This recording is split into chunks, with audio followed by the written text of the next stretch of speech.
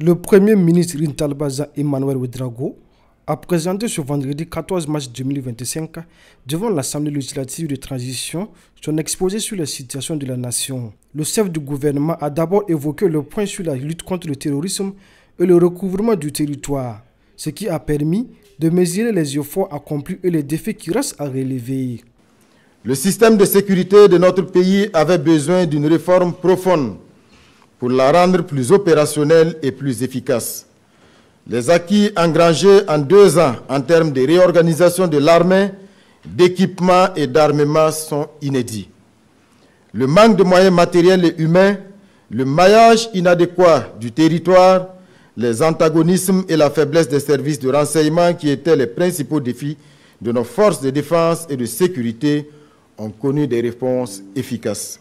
Dans la dynamique du renforcement des effectifs, plus de 14 000 militaires, tous profils confondus, ont été formés.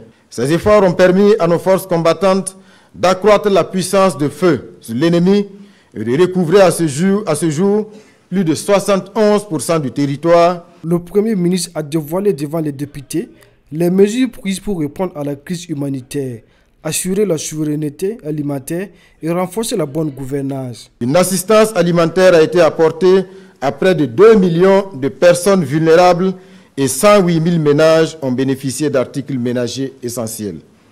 Des appuis en logement et abris d'urgence ont été apportés à 23 000 personnes déplacées internes et à plus de 45 000 ménages vulnérables. La souveraineté alimentaire, symbole d'une indépendance réelle, est pour nous un objectif majeur.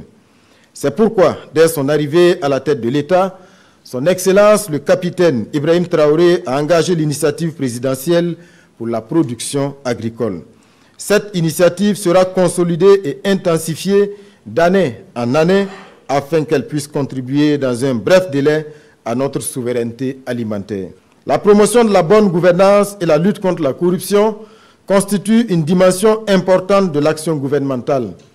Les dossiers pendants en justice, la fraude et toutes les formes de pratiques illicites, l'incivisme tant décrié, la corruption sont des sujets qui ont fait l'objet d'une attention soutenue du gouvernement.